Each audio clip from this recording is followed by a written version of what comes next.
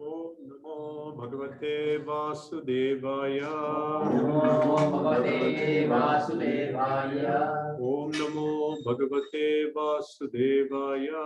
Om Namo Bhagavate Vasudevaya. Om Namo Bhagavate Vasudevaya.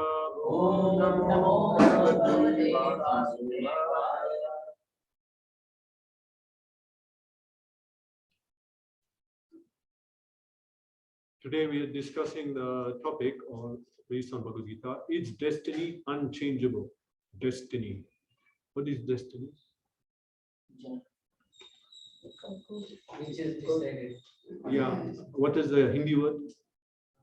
Bhagya. Bhagya. Kannada? Any no, Bhagya. Fate. Destiny. Kismat. Yeah, that also. To understand the word. Yeah. Okay. So, is it changeable? That's the question. Okay. So many people, different cultures understand that events in their life, they seem like pre-planned and fixed. Someone undergoes so much suffering. After some time, they know, what can we do?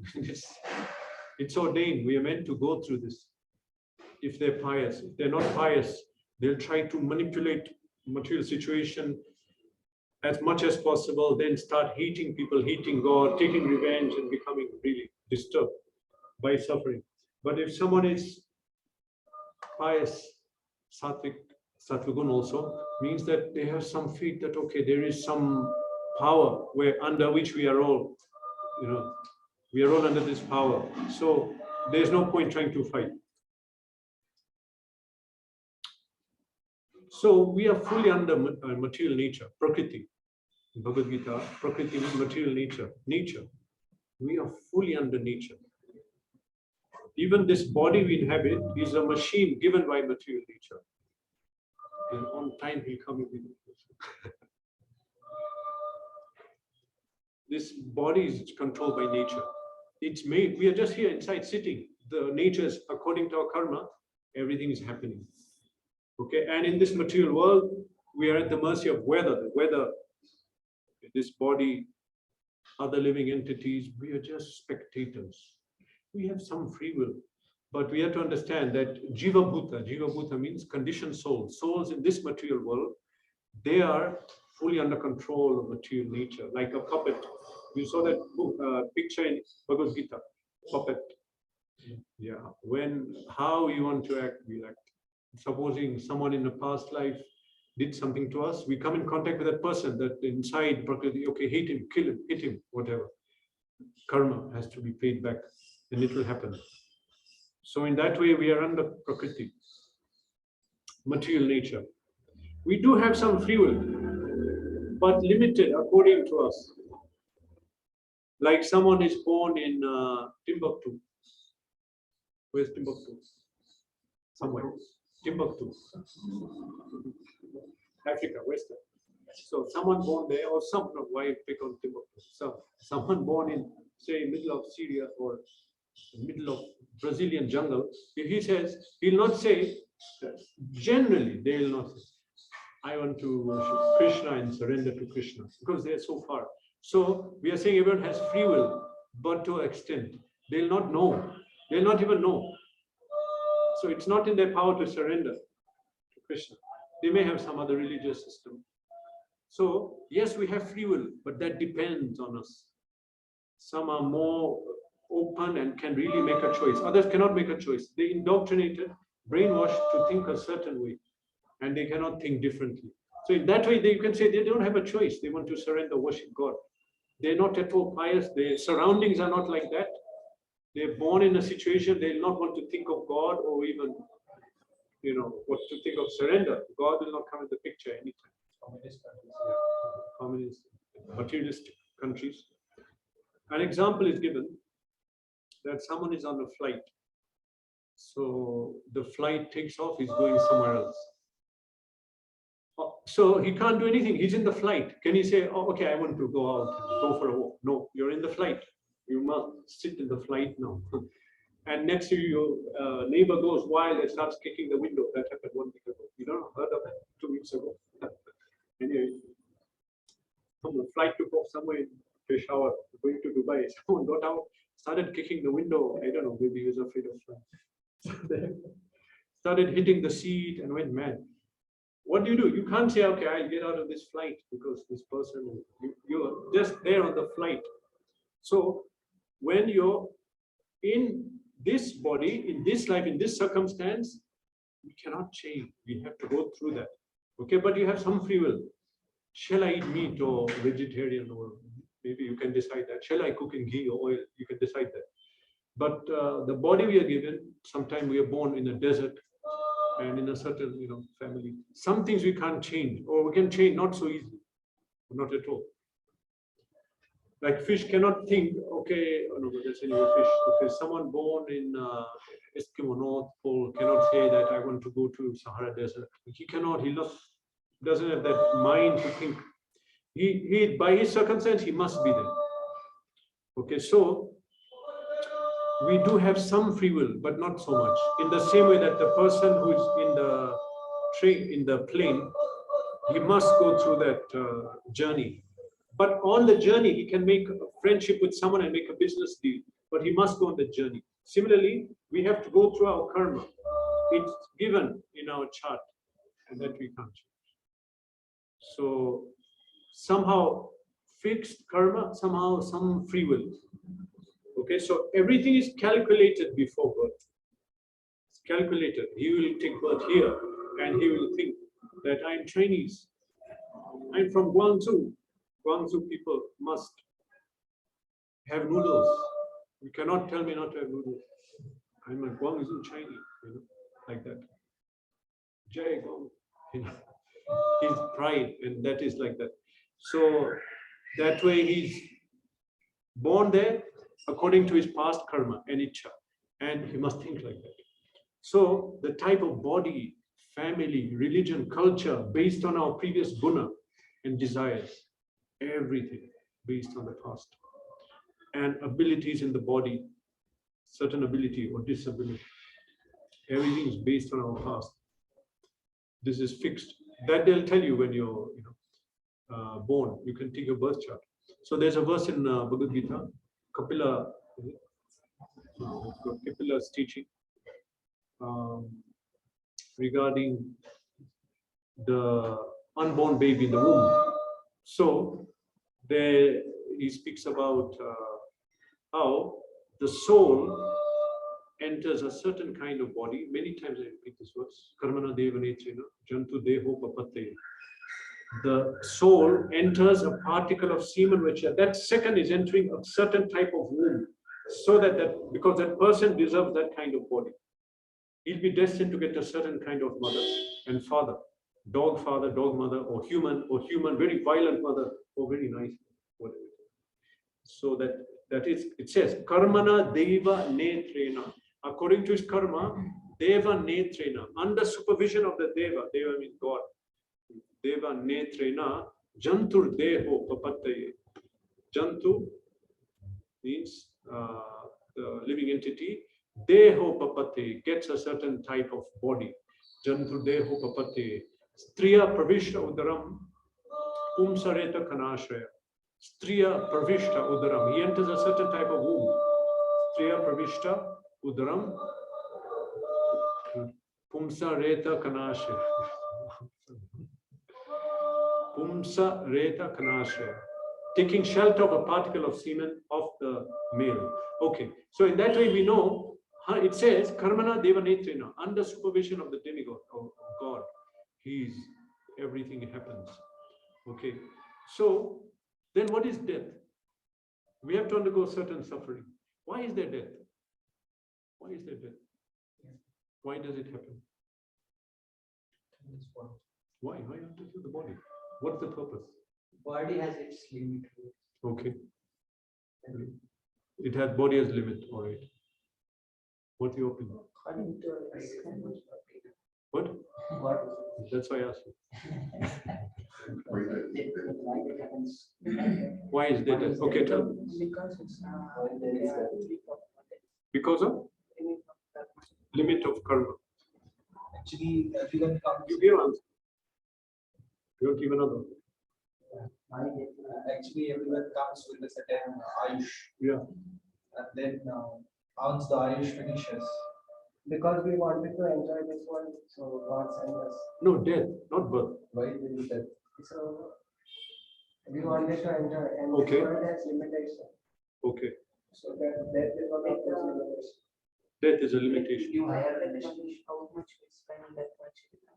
That much. It's so okay. Anyway, you came close to the answer. You see, we want to enjoy, we want to live in a certain way. So it's calculated. Okay, so you can take it there in this way, that way. That was your karma before, and that was your desire. Okay. So a certain number of experiences we have to undergo. When the experience is finished, it's over. Show is over. Leave the cinema. Why are you sitting? So when the time when we have already exhausted everything, when we had to go through those things, we had to enjoy our money, our beautiful wife, beautiful house, Royal Enfield. You had to enjoy everything. Okay, now your account is over, out. But I'm only 50 years old.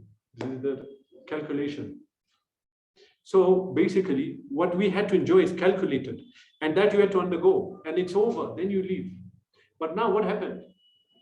While I was living, I came up with some other bright idea. I'll do this. No, I should do this and that. So now that term is over. Now you're going to another term. And so death simply means you have to take to another set of experiences. You understand? The other calculation. Because I developed new desire in this life, or maybe 5 lives ago, I developed new desires. So I went through this, whatever I had to. And so now I have to go through the other one.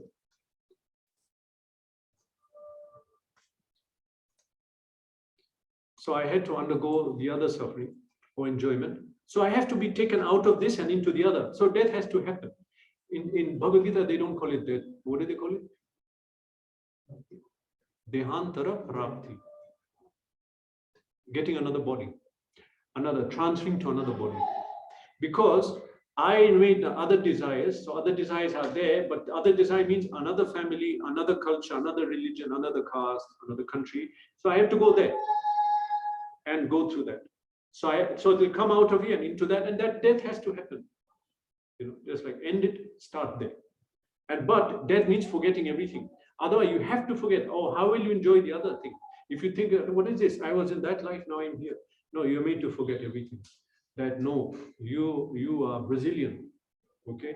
Brazil, but last life I was Chinese. No, Brazil, all glories to Brazil and a football team, and I must keep a dreadlock hair like what Brazilians do, I don't know. So then they think like that. I have to be like this, I'm Brazilian. And you not forget I was Chinese in the past. Because you want to enjoy in that way, you're put there, and the memory is erased. No more memory. And like this, it's happening again. Koti jan again. Rebirth, I'm thinking, I'm this, I'm that, I have to do that. All glories. Next life, change. So death happens because we keep developing new desires. So to take us to that desire and change, so we have to undergo death. Changing body, erasing the memory. And again, actually, it's not erased. It's fully recorded in the subconscious. Everything, every birth is recorded. You can go back. It will come in dreams or some karmic reaction comes, or you meet someone, or I met him before, or someone, you could realize. So because of transferring to the new body, death has to happen. So what happens at the point of death? Like the experience is finished. So now what will happen is, based on that new photo, like you take a photo, what is the image? So the image of your mind is what are the different desires, and simple reactions have to take place. Then again, you take another place. So either that will happen, you'll get into another body in another circumstance, or what will happen, or I destroyed all my sins. I took part in Ganga so many times. I did so many homa, yajna. I had no more sin remaining. Sinless. No more sin. No more rebirth. Where will I go?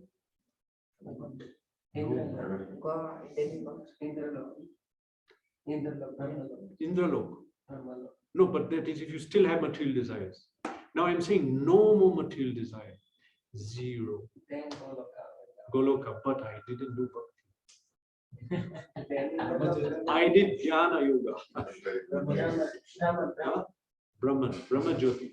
If I didn't do bhakti, but I did jnana, I destroyed everything. Yeah, but I don't know who's Krishna. I know, but he's a man like me. So okay, cannot go to Goloka. So then you go into Brahman and freeze. Brahman like this, just like that's what happens. Brahman means that many souls, they're just there, frozen. No suffering, because no guna, no karma, no maya, no suffering, no birth, death, old age, but no happiness actually. Only happiness is there is no suffering, that much happiness. So Jiva goes there because he destroyed his current sinful reactions, but he did not awaken love of God. So he's stuck there. That is one option at the point of death. Another option at the point of death is awaken love of God. Then we go to Goloka. Okay. So now it was understood even in the past that we have a destiny and it is set. And in Vedic culture, immediately the child is born, they will check the chart. It's a ceremony. This is samskar. So the person will come and they'll check everything. Okay, so they'll check. Why do they do that? Prabhupada writes in one purport. In this purport, when Parikshit Maharaj, they were checking his chart. So they were checking, and Prabhupada said that why do they do that?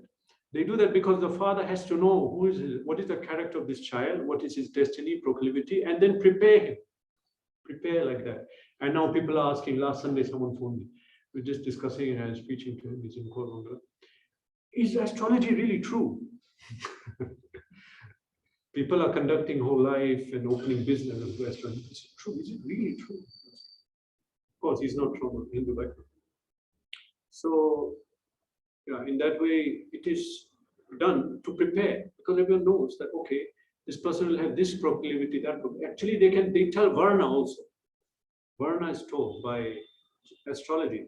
Before Hiranyaksha and Hiranyakashipu were born, the father told the mother,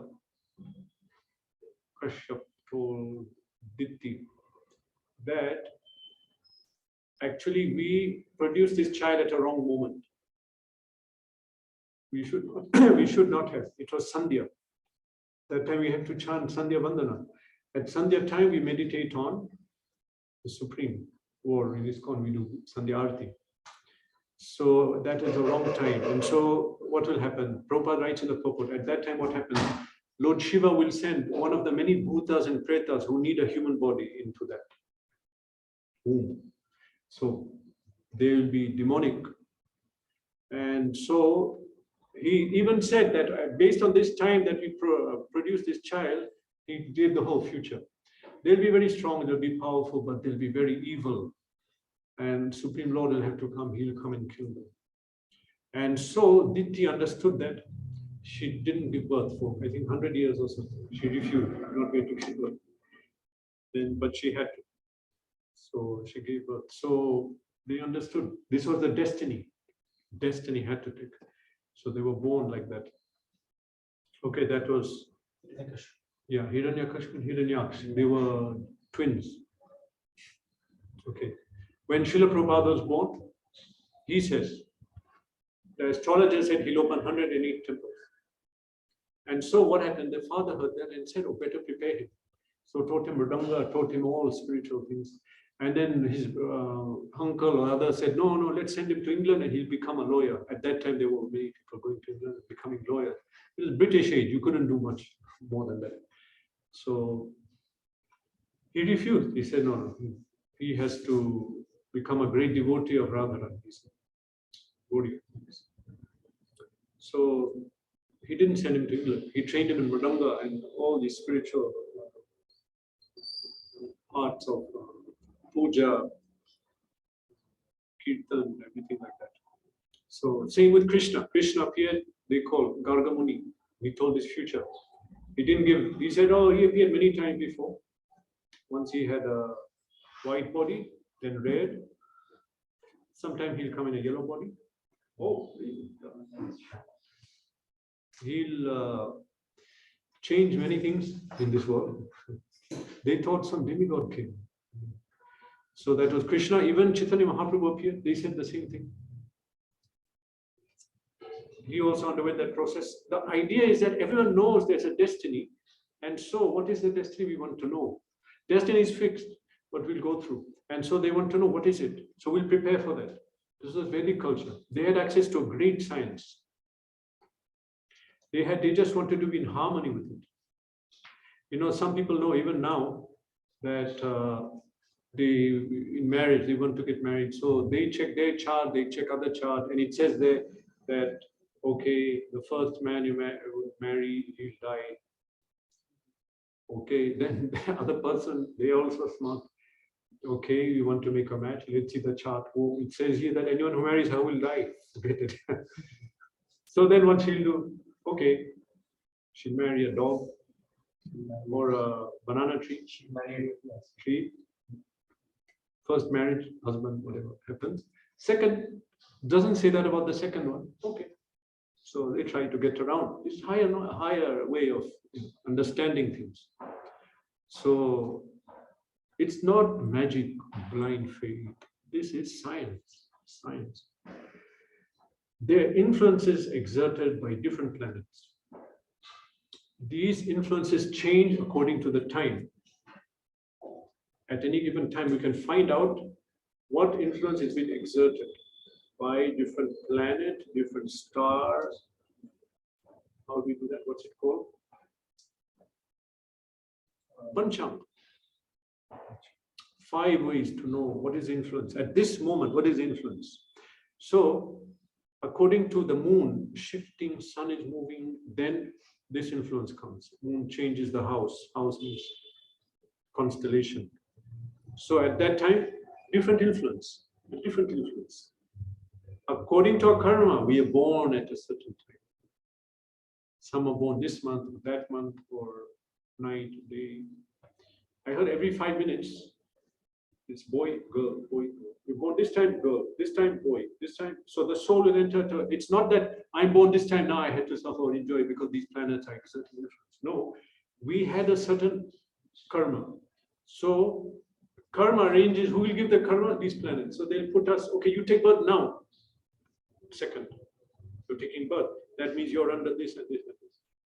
You're under Shani, Rahu, and they'll give certain influence. Or you're under Jupiter or Mercury, they'll give.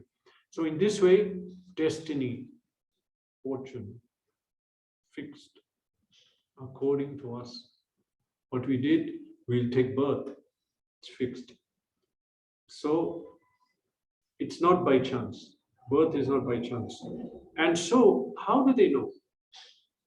How do they know that what was his karma past life? No, for example, someone is born and has such a body that he can, stay underwater so long and be very good at swimming. So, if you check the chart, it means certain planet is exerting influence. So, people with less knowledge will say, oh, he's so good because this is the planet influencing him. The sun is prominent in his planet, so he'll have good health whole life. Lucky. No, it's karma. He's born at that time because of that karma. Maybe he built a hospital.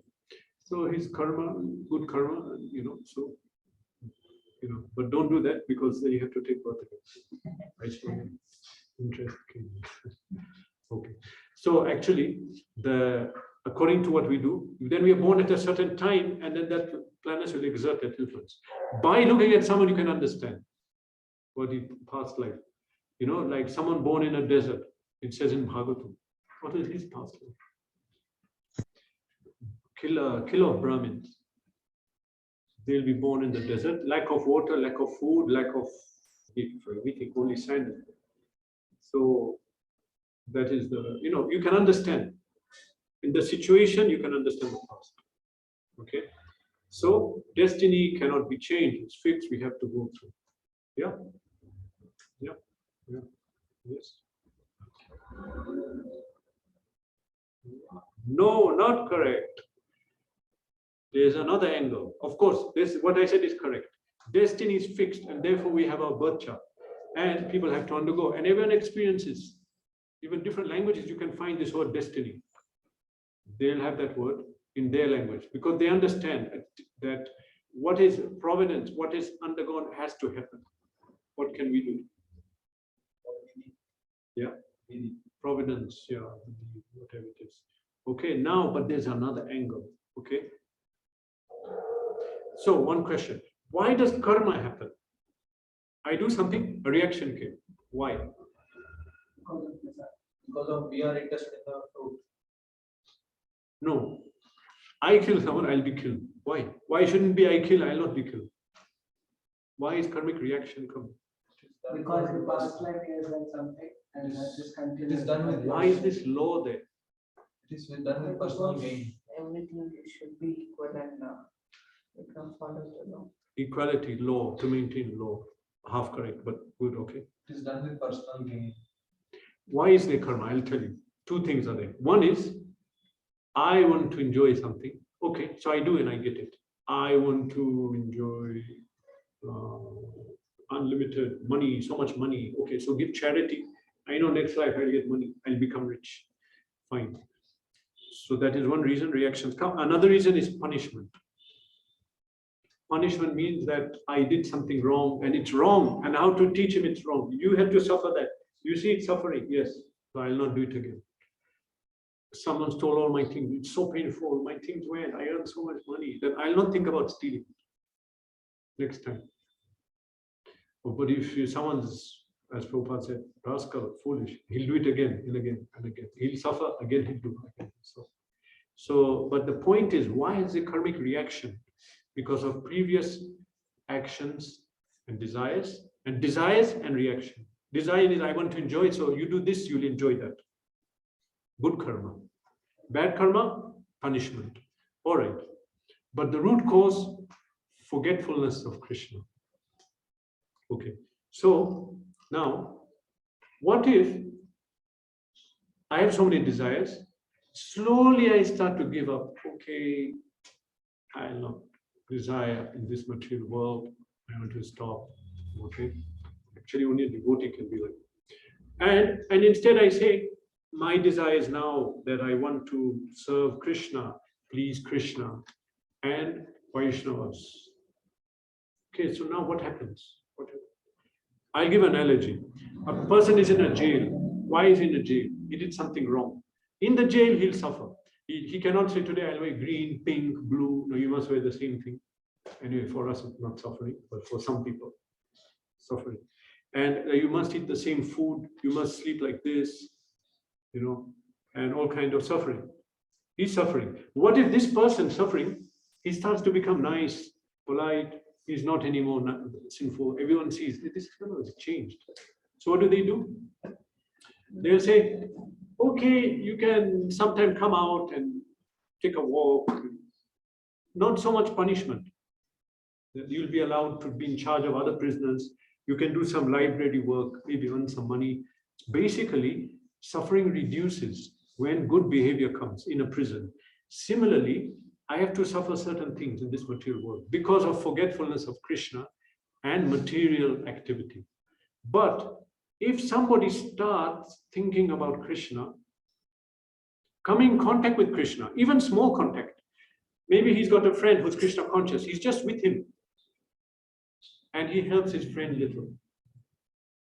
Krishna noted, he's coming in contact with Krishna, or he eats some little prasad, or he hears Hare, he sees a Harinam, or he just sees a devotee with a tilak. You see tilak, oh, Hare Krishna. He's thinking in his mind. Came in contact with Krishna. What happens? All that karma, it's slacken. Slacken means, you know, when you have a rope, it's so tight, and it becomes loose. So the karma a little bit not so heavy. You know, little bit of bhakti, little bit of contact with Krishna can save you from a heavy situation, very serious situation of the material world. You know, something that was meant to be very bad won't happen so bad because karma became less because you came in contact with Krishna. Just like a prisoner, he's now not so misbehaved, then the wardens, everyone will be little light on him. They'll not be, this fellow is not so bad, he's okay now. And now what if this person, he thinks, I'm this body, I'm Russian, or I'm whatever, and this is my Russia and everything, and protect Russia. But now he's thinking, no, I'm a soul. I want to serve Krishna. I'm not the body. I'm just identifying myself as an eternal servant of Krishna. Similarly, like that prisoner who fully reformed, he's not doing anything wrong now. What did they do? That you had to be here 10 years, but we let you out. Now you just go out. It's called in English, time off for good behavior. Time off for good behavior. The jail, they say time off for good behavior. You can just go now. What's the point? The whole point is this material world has to reform the jiva. He's reformed. So why will you suffer now? I must undergo suffering, birth, death, disease, old age. But now I came to Krishna and I'm properly serving. I'm thinking of Krishna. And now I'm just thinking about service to Krishna. This is my whole, my body, mind, words are thinking about that. So now, then demigods are saying, we cannot do anything to this guy because he's not materialistic. We can't punish him. Even if there's one devotee in a place and there's meant to be some serious calamity, it won't happen. You know, just the presence of that devotee can change everything. So when the root cause is removed, root cause, forgetfulness of Krishna, rebellion against Krishna, then Maya cannot act. Then destiny is completely different. You change everything. Not only you can change destiny of other people, even your family. Within this life. Just like it said that one tree, Malasyeva hi chandanam, one tree, chandan tree in a forest, makes the whole forest fragrant. So similarly, if a devotee appears in a family, Brahmin, a devotee doesn't just mean I put tilak and say Hare Krishna. It means we follow, chanting, reading, and changing principle, becoming devotional.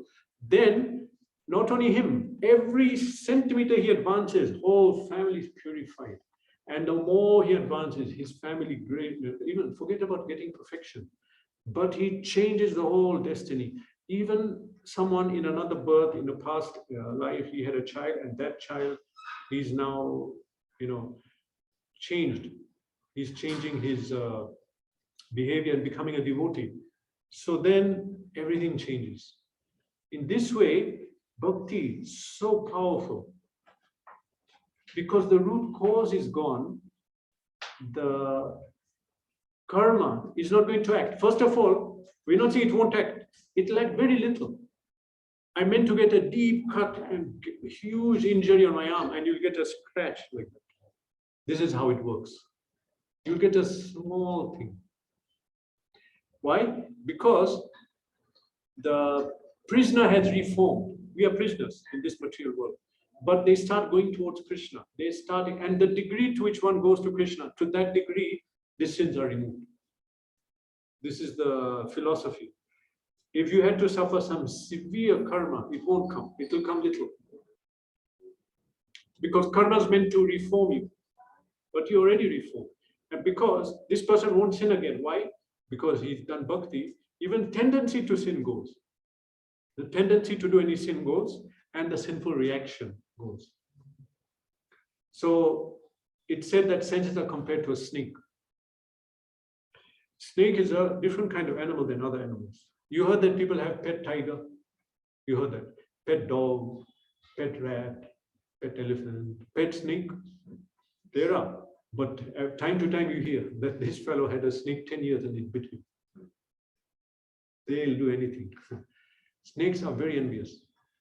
And I heard it once in a lecture when Maharaj was saying, envious people who harm others are born as snakes. Snakes will harm. They'll just enter, they come and bite you. No reason. No sense. So snakes are very envious. So senses are compared to snakes. You have to watch them. Don't let them loose. If you know there's a snake somewhere in the house, you be very alert. If you hear there's a rat, oh, so what? Will it come and bite you out of nowhere? No. Some rats can bite very badly. They'll not do. But a snake, you have to check, because anytime he'll bite, there's no sense. You have to check where is he. So like crab or not crab, snake, different kind of snakes are there. Scorpion also. So they just bite. So then senses are like that. You have to watch your senses. And Vedic culture is control. It says no, even you go in temple, God is in front. Yes, still women are there, men are here. Anytime anything can happen, we cannot trust. Men and women separation, okay, and any people who are not having high character are separated. Sinful people, meat eater, drunkard, they're kept far away. And Kshatriyas are always present in the society. To Kshatta means to protect against any eventuality. Otherwise, rogues will take over society, which is what happened now, basically. Actually, they took over the government, not only society. So many MLA, these people, they're doing so many crimes, So, people who are sinful, we're talking about senses. Senses are dangerous. And someone should not trust his own senses. Therefore, the culture is so nice. Vedic culture, it's set up like that. Actually, proper culture is Matavat Paradareshu, to see others' wives as one's mother. They're not saying other women because everyone was married. Generally, everyone will be married. There's nothing like single woman. No, they'll get married early age. As 13, 14, as soon as mentally they're mature. So one should see, except his wife, everyone as a mother. And they cultivate it like that. And then they'll call them mother. So in this way, many practices are there in Vedic culture that others to stop senses getting anywhere, out of control, because they're compared to snakes. Anytime they can do anything. So now, Bhakti's analogy is given that snakes whose fangs have been removed, they cannot do harm. They might do something out of habit. They can't really do anything. They can do that. They can take out the teeth and the poison. Then it's okay. So when one does bhakti, senses are compared to snakes without fangs. The sinful tendency goes. Because actually that sinful tendency, how did it come? In an earlier life or this life, we did something wrong. So the tendency to do that again comes. The more we do, the more you have a tendency to do it. One who kills someone, he has tendency to kill again. But a new person cannot kill. He cannot, many times it happens that they recruit, they train the war in the soldier, everything. War starts, they run away. We cannot do it. I can't shoot the bullet. You cannot do. Then it's a standard practice in the army. Captain will show, I'll kill you, you go. I'll kill you. Go in front. So they'll even kill. So it's hard to kill, but one who kills, he can do it, no issue. What to speak of human? One who can kill a goat, it's easy for him to take same knife and kill a human being. It's not hard. He already saw the blood and he cut the, not so hard. So one who's done that, society, they'll separate them. This person they're different. They're not living in the same place. So when one does bhakti, we're not talking about sins destroying, but sinful tendency goes. This is the power of bhakti. Powerful. And therefore it says so in many, many places that one is born in this and this kind of country background or that. They don't consider because he's changed. He's not the same. Bhakti will change that person. And therefore it's sinful. Even a guru, Mahaprabhu said, Kiba vipra kiba nyasi, shudra kene naya, ye tattva, ye Krishna tattva veti sei guru haya. Mahaprabhu, who is Krishna himself, said, who is a guru? He says, whether he is a vipra means educated brahmana, kiba vipra kiba nyasi means a sannyasi, or educated brahmin, shudra kene naya, even if he's a shudra, ye Krishna tattva veti sei guru haya. He can become a guru if he knows about Krishna. If he knows, because whatever is his sinful tendency that he was born with in that family or that whatever, many times it says dog eater, supposed to be the lowest kind of person. But if he learns about Krishna, tendency, if he gets knowledge of Krishna, automatically that sinful tendency is gone. They cannot be in the same place. Same time he's sinful, same time he had, maybe in the transition stage, but that will go fast. But if someone attained truth of Krishna, Krishna Tattva, he cannot be said to be a Chinese or African. You cannot, because that quality is different. Because when the knowledge manifested, that character, swabha, everything's gone. Now he's a devotee. And it says even in Shastra that anyone who thinks otherwise is sinful. It goes to hell, naraka, mati. So therefore, the power of bhakti. We talk about destiny and birth and all that. Yes, but bhakti changes everything. We can't imagine. In Vishnu Puran, there's a verse that aprarabdam phalam papam kutam bijam phalodmukam kramaneleva praliyate Vishnu bhakti ratatmana. When we talk about sin, there are 3 stages of sin. Stages. One is called kut. Kut means that the sins are there, they will come, but maybe not this life, they'll come. Then bij. Bij means it's about to come now. It's going to come. And bijam phalonmukha, product phal means that it's come now, it's going to come. Unripened fruit. Fruit, it's just about to come. And prarabdha, this is the fruit of my past sin. We're all sinful. That's why we have a material body. You can't say, innocent fellow, nice, sinless. No, we have a material body. You're suffering. Material body makes us suffer. That means that we did something wrong. Otherwise, we won't have a material body. So, now the 3 stages of sinful reaction, kuta, bija, and phala and aprarabdha phala, all are destroyed by bhakti. All. One by one, they're destroyed. It won't happen. Your sin will not come. It's just like So the karma changes. There's a chance that karma changes the knowledge of Krishna.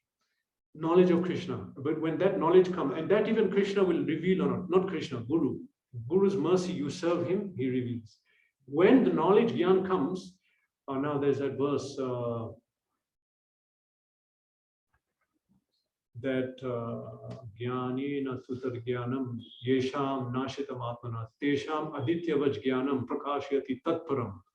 That when one attains to that knowledge, means Gyan of Krishna, we realize I am who is Krishna. That realization comes by bhakti and Gyan. We get knowledge and we do bhakti, then we realize.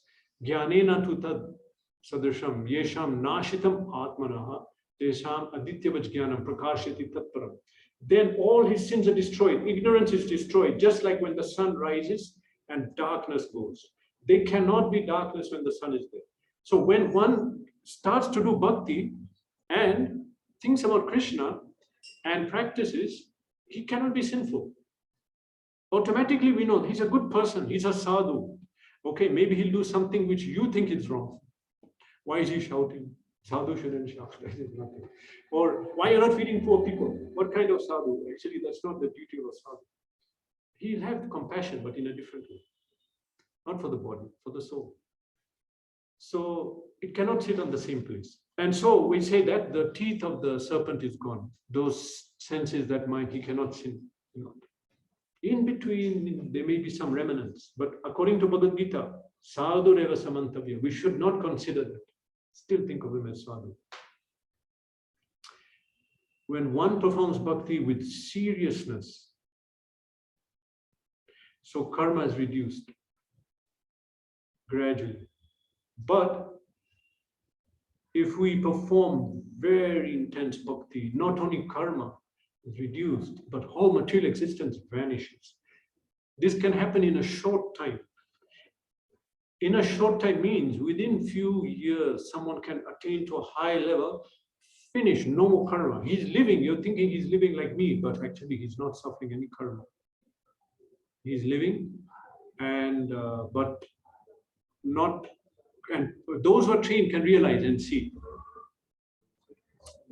They're called, So in the Jacob, that's he survived for the health. defied death for 4 times. Yeah. No karma. According to his chart, he is supposed to live long. Many things, even that is at sannyas stage, when one is fully engaged 24 hours. But even at the beginning stage, you can check the chart, it's changed. And many people know. You'll come to a astrologer and he'll see fellow sadhu fully practicing. He said anyway, it's not fully applicable. You change your karma. Destiny changes by bhakti, depending on the intensity of bhakti. If you little bhakti, then we change karma. Intense bhakti, no more maya, no more material life, no more death. There's no death for devotee. No death. He'll say, I'll leave now, I'll not leave. And his leaving will be just like how Ramanuja, he closed, okay, I'm going. Now I'll leave. Everyone take care, all right? Follow what I said, okay? Bhaktivinoda Thakur left. He entered Samadhi, he closed his eyes.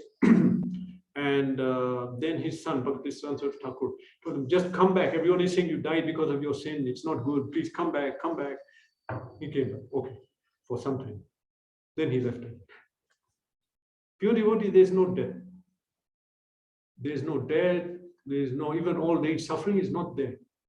I give this example many times. I've seen devotee children born to very highly initiated practicing devotees. They're not crying at all.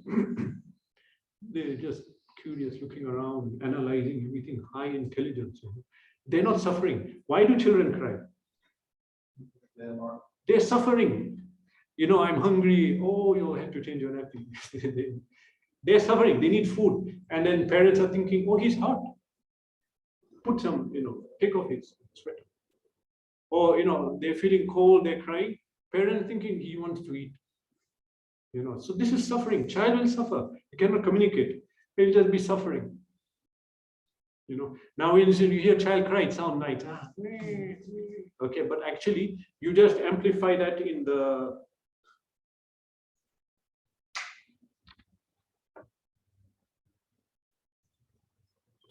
1 second, I'm sorry.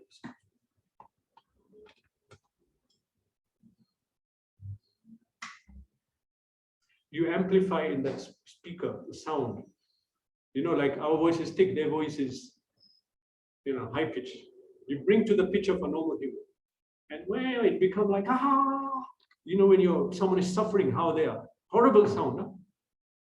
Someone is being tortured. That's the sound. But it's like, it sounds nice. So actually they're suffering. But I say devotees don't suffer. They don't suffer. Devotee means, fully practicing devotee. So this is the stage of bhakti. Bhakti destroys no suffering, no material existence.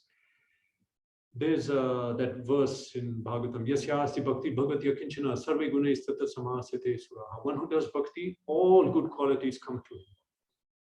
It's even, everyone knows. You go to a foreign country, you're dressed as a religious person. Somehow they'll say he's a nice fellow. He's religious. Even different religion. They'll have some idea. This person is. So we should understand. Destiny is there, but devotional service, we don't see that. You can change everything. This is not for this destiny, providence, fortune is different in a devotee's case. And people know that. They're trained in Vedic culture. That we're having an opening house, okay, bring devotees, chant, distribute prasad, all auspicious.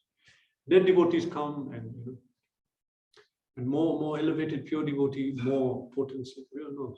So now where's this proof? Where's the proof? So many proof. Bhagavad Gita, concluding verse.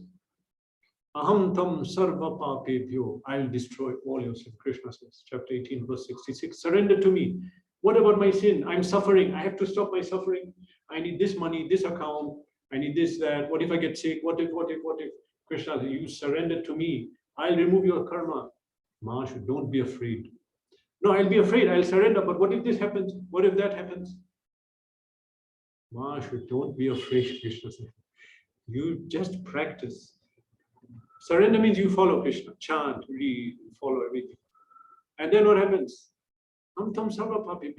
Devotees don't worry about karma. We don't worry about sin and all this. Something will happen to me if I go there. If it happens, it's Krishna's will. If it doesn't, Krishna's will. They understand. Krishna says, we read in Gita, we have faith.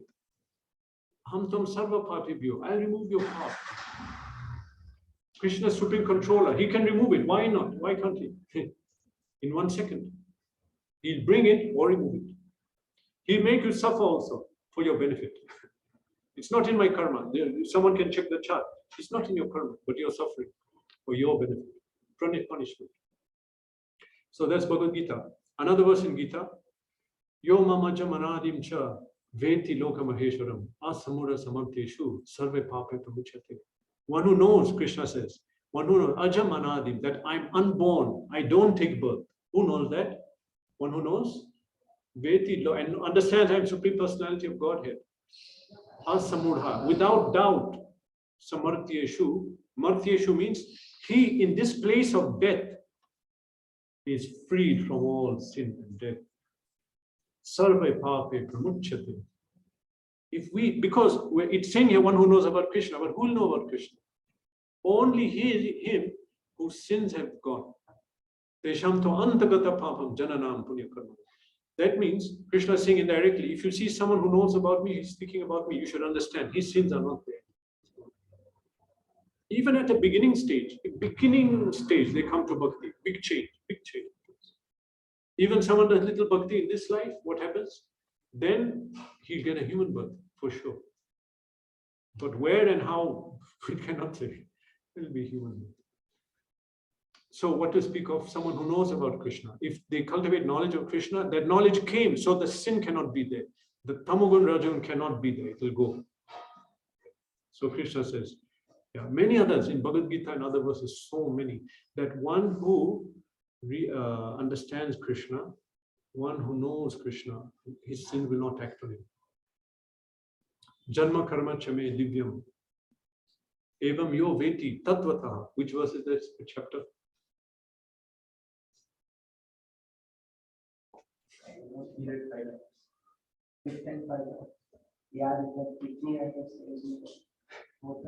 Okay, so it says in this verse, Krishna says, Janma karma chame divyam evam yo veti tatvata. One who understands the nature of my activities and my birth, tyaktva deham punarjanma na eti.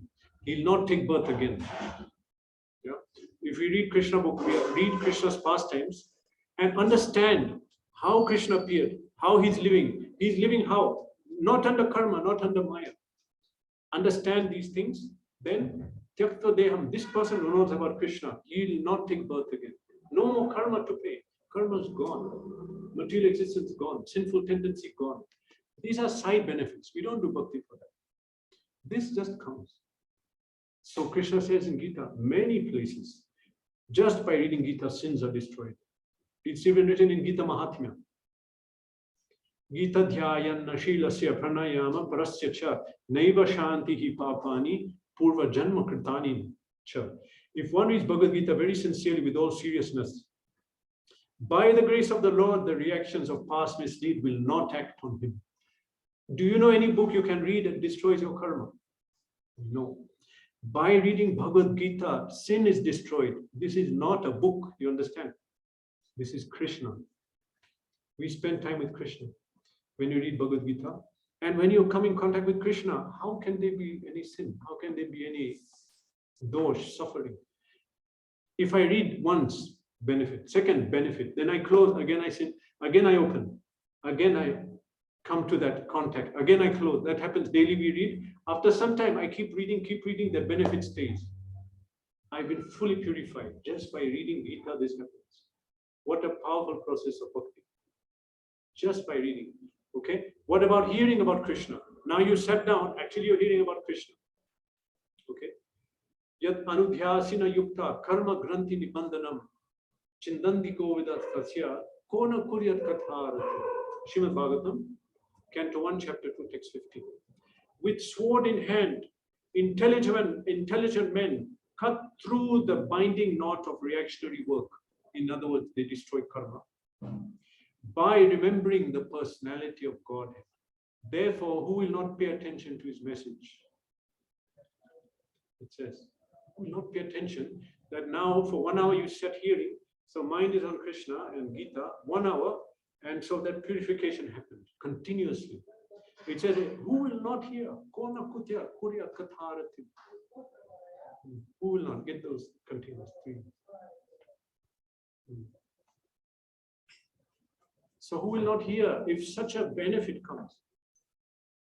Actually, we don't do bhakti to destroy sin, but I'm telling you that what people are so much concerned, let me follow this vrata, let me take part in this place, let me do this, why? To reduce my sin. No, we don't have to do that. Devotees, they all went to Kumbh Mela to, well, I won't say what, but they went to Kumbh Mela with Prabhupada, and the time came for bathing. Devotees all got ready and they're Prabhupada, where are you going? To take bath. Why? To get liberated. We didn't come here for that. We came to preach.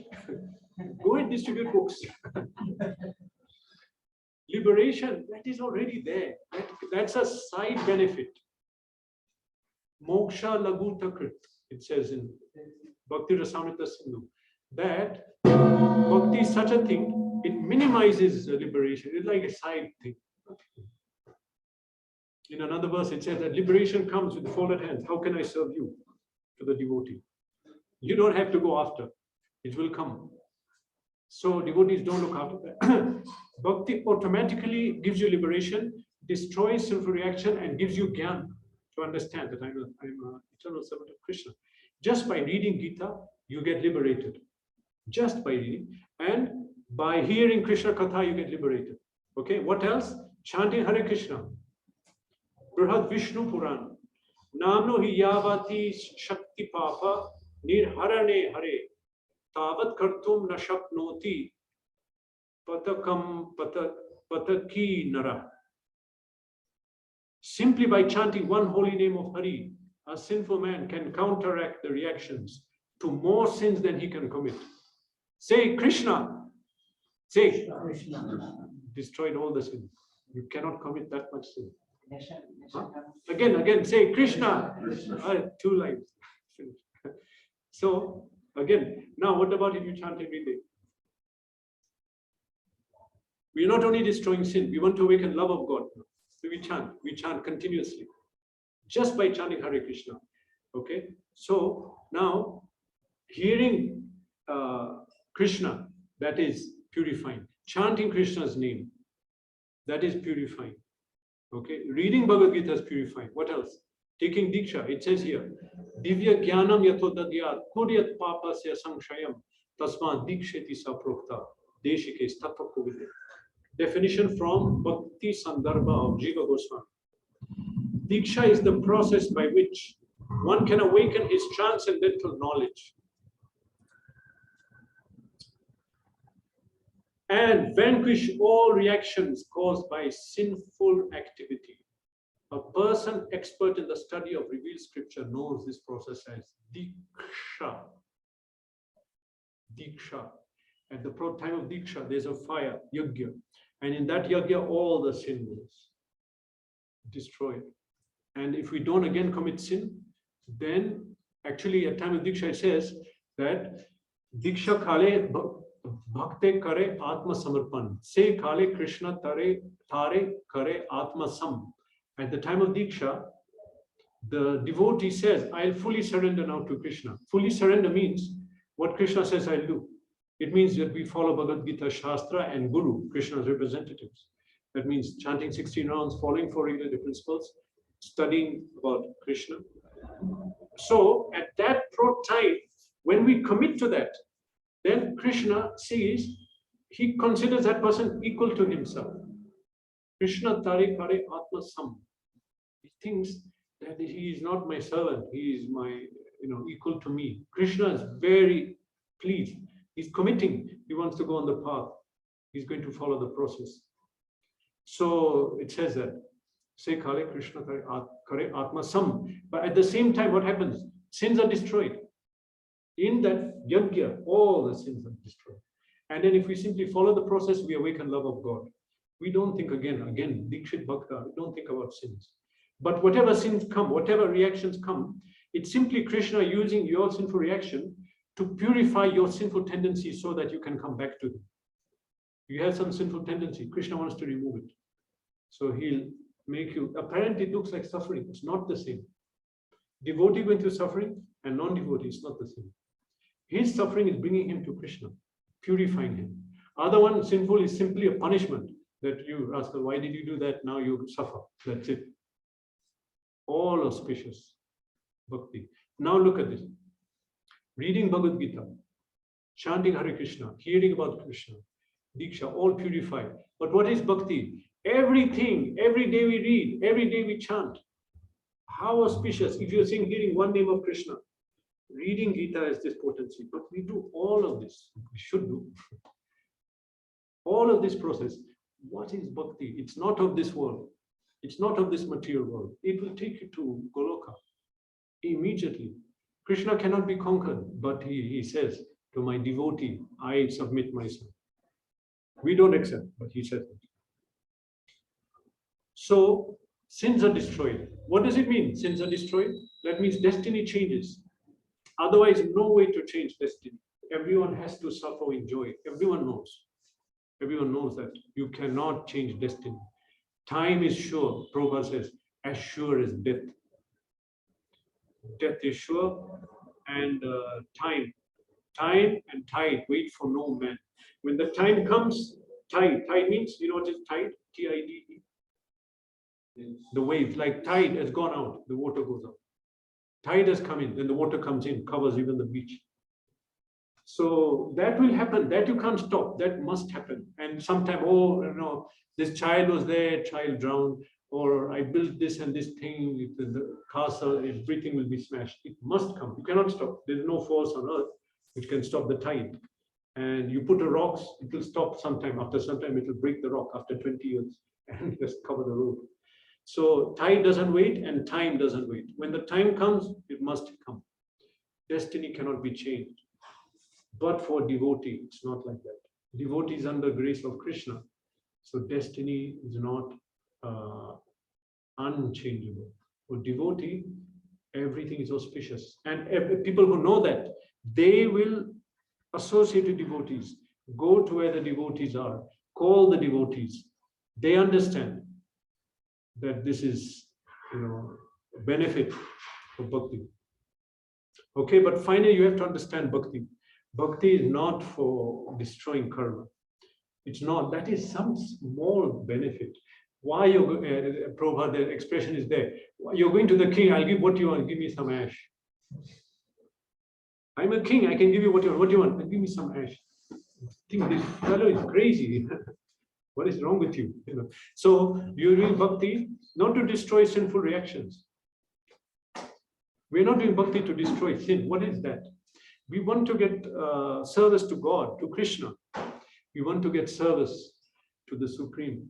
And then everything will come. Simply, the most auspicious position for the jiva is to be servant of God. That's what we want. That's what we are hankering. Give me service. What is Maha Mantra mean? Oh Krishna, oh attractive one, oh reservoir of pleasure, oh energy of God, please engage me in your service. Prabhupada said this is the translation. What are we doing every day chanting? We just want to serve God. Give us your seva, give us your seva. You know, some of you came today, you know, doing service. Oh Krishna, it's not being forced. So that is the benefit of bhakti. Not worried about destiny, providence. When we surrender to Krishna, he takes care of everything, destroys sin, gives gyan, material necessities are provided, he says in Gita. He says, that, what is that? Yoga Kshemam Bhamyaham, famous. He provides all material necessities. Everything is provided. Our duty is surrender. How do you surrender? That's the question. Not how will I stop this problem? How will I stop? Problem is how to surrender to Krishna. Problems will go. Everything will go. Question should be how to surrender and endeavor in life how to surrender to God. Yeah, it's coming after the last. I'm finishing. Okay, so that's all. Surrender to God. The only problem is lack of Krishna consciousness. Once one Maharaj, Devita Maharaj, he was giving a class in Sheshadipur, ISKCON here, and many people were speaking about different problems. He said the only problem is inattentive chanting. Because if we chant properly, we get love of God, and then no other problem will remain. Okay, so simply endeavor to become a devotee, endeavor to surrender to God. And how? By endeavor, I mean devotee means we endeavor to chant nice rounds daily, read Bhagavad Gita, serve in association of devotees, hear Bhagavad Gita, and that is all perfection. No, there is no other problem in this creation. There is no problem. We made the problems. And if we sort out this, everything is. Okay. Question. Like this may be related slightly, but not exactly related. Yeah. What is the fate of those who do Vaishnava Prana or Guru Prana?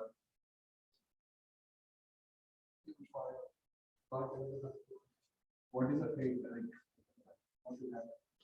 Okay, Mahesh has an answer also. I Let's say, what is it? What happened? Now, Vaishnava Prad is very dangerous because any other thing you do, it gets covered or something. But Vaishnava Prad is dangerous. It just removes everything. It removes. Look, to tell the truth, you can never fully cover bhakti. But it gets covered and just goes for a very long time. That's it. I mean, it's really removes everything. Guru Prad is also, Guru is Vaishnava.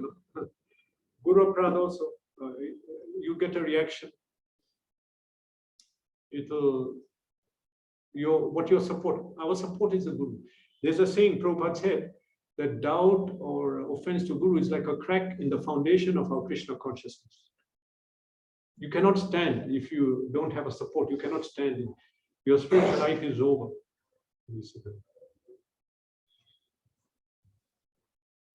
Yeah, dangerous. Should avoid. Any other question? Question? Question? The question from the asked. Yeah. Vaishnava. So, is there any way to, if suppose me, I did some aparat Yeah. while being Vaishnava, and I regret later. So, how can it? If you do a prayer, then you regret. That I heard that if you simply keep chanting deeply, slowly, it's mitigated by chanting and by serving Vaishnavas. Serving Vaishnavas is very powerful. When you serve Vaishnavas, you get their advancement, their knowledge, their everything. That's very powerful. Therefore, when you offend a Vaishnava, that's what do you do then? Where do you go? There's a verse according to that. I forgot. Okay. Tumasthane parade. It's one who offends you. Where do they go? That if you sin anywhere, you come to Vaishnavas, it's forgiven. But if you sin with Vaishnavas, then where will you go? Yeah. Anyway, generally, if you do kinds of aparadha and these things, then you simply, chant deeply. And if it's a Vaishnava, you come and bow down before them and chant. One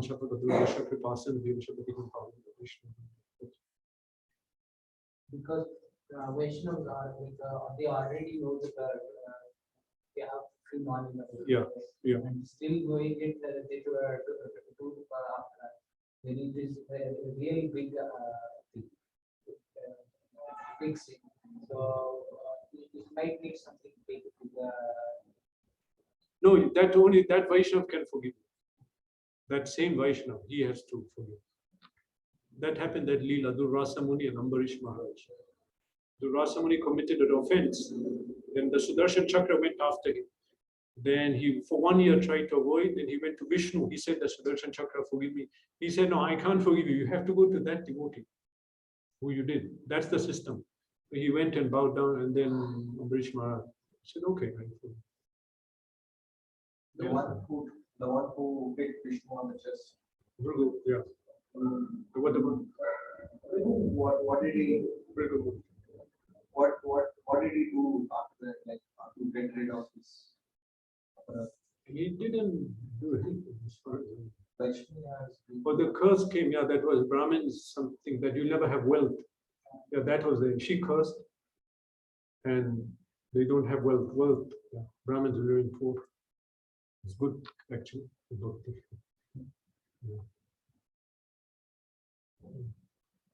Okay, very good. Any other question? Yeah. Any question, Nakul? He's online. No. Okay.